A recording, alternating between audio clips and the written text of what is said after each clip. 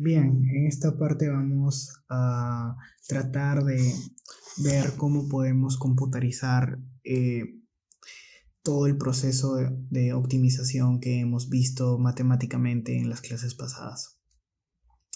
El objetivo fundamental del proceso de optimización es iniciar con unos tetas que pueden ser iniciales, ¿no? Y luego ir optimizando hasta que queden tetas mejorados, ¿no?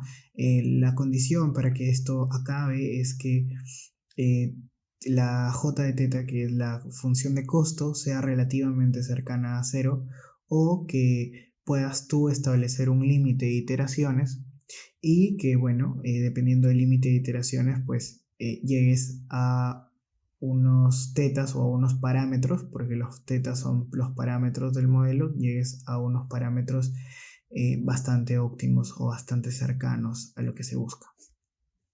Bien, entonces para desarrollar esta computarización, el primer paso es computarizar la hipótesis, ¿no? Que la habíamos definido con esta expresión, ¿no?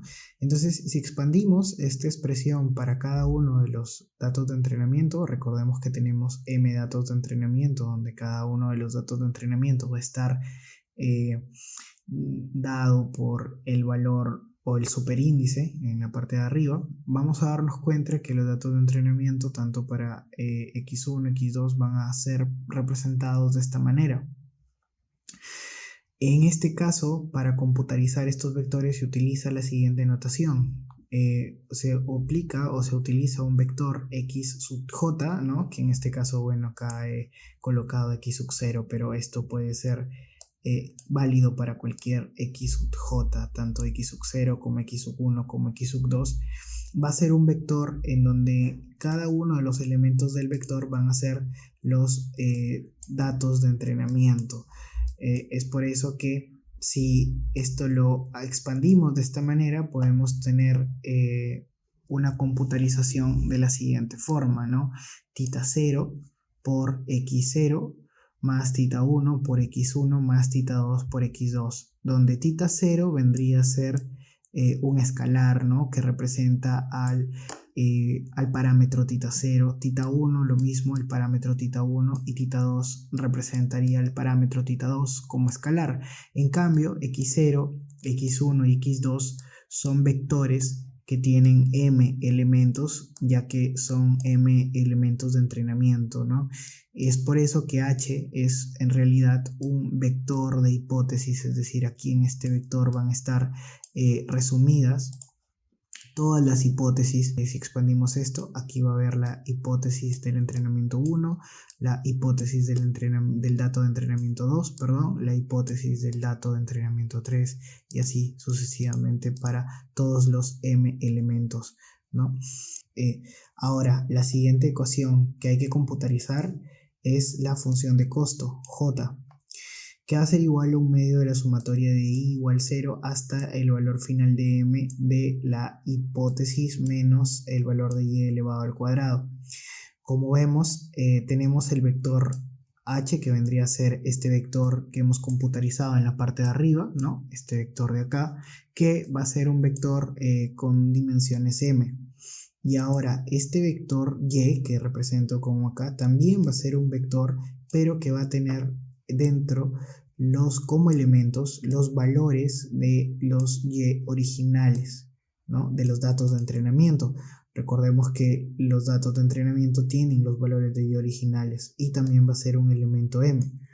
La resta, el vector diferencia, ¿no? Va a dar como resultado también al mismo tiempo un vector, ¿no? Y este vector elevado al cuadrado me va a devolver el vector j, ¿no?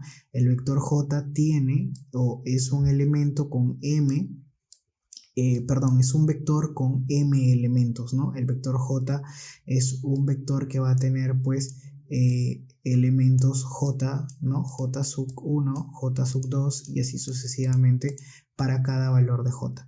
¿Qué se tiene que hacer para computarizar el valor total del costo? Bueno, para todos los elementos, ¿no? J sub i, ¿no? Para todos los elementos J sub i dentro de este vector J, pues se tiene que sumar cada i, ¿no? Cada elemento se tiene que sumar. ¿Esto a qué equivaldría? Bueno, pues equivaldría a hacer las sumas de cada elemento J, ¿no? Es decir, esto equivaldría a hacer las sumas de J1, ¿no? Más J2, ¿no? Sin embargo, bueno, teniendo en cuenta el valor de cada uno de los elementos, ¿no? Aquí se borró, pero aquí es para cada i dentro de J sumar todos los elementos, ¿no? Teniendo en cuenta que J pues es un vector. Por último, y no menos importante, cabe resaltar la computarización de estos elementos. Recordemos que se tiene que hacer para cada tita j, ¿no? Y para cada tita j tiene que ser el elemento anterior, ¿no? El elemento de la iteración anterior. Recordemos que este símbolo de acá simboliza el elemento de la iteración anterior, menos el erring rate, multiplicado por la sumatoria desde i hasta m de esta resta simple, ¿no? Ya que no está elevado al cuadrado.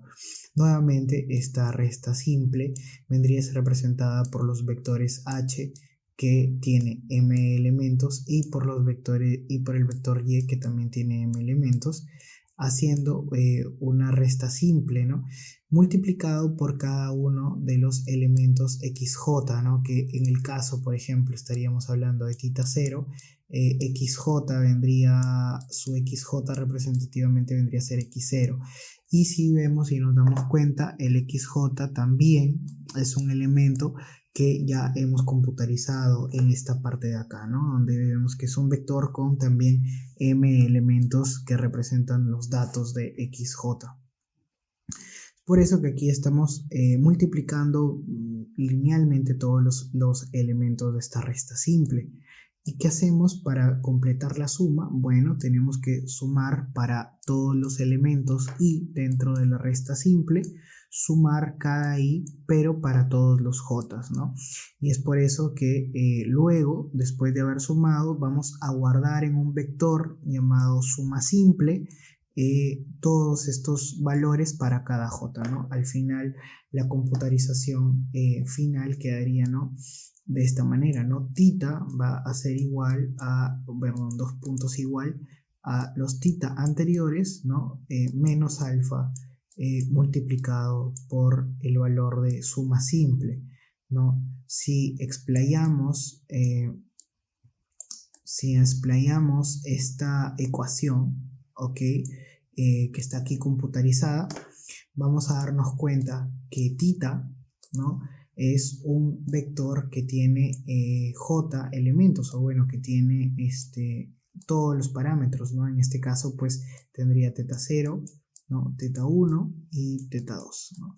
En el caso de que hubiesen dos features, ¿no? Y bueno, estos son los de la iteración anterior, ¿no? Que también van a tener 3 elementos, menos alfa, y este suma simple va a tener que guardar, ¿no? La resta simple de cada uno de los elementos. Es por eso que este alfa va a tener también asimismo 3 elementos, ¿no? Que van a ser suma simple 1, ¿no? para el J1, y luego también va a ser suma simple para el J2 y también va a tener suma simple para el J3, ¿no? Y es así como podemos optimizar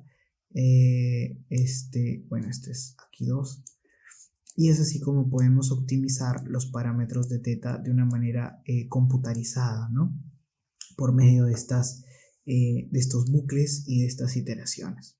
En el siguiente video veremos cómo esto se expresa ya en Python.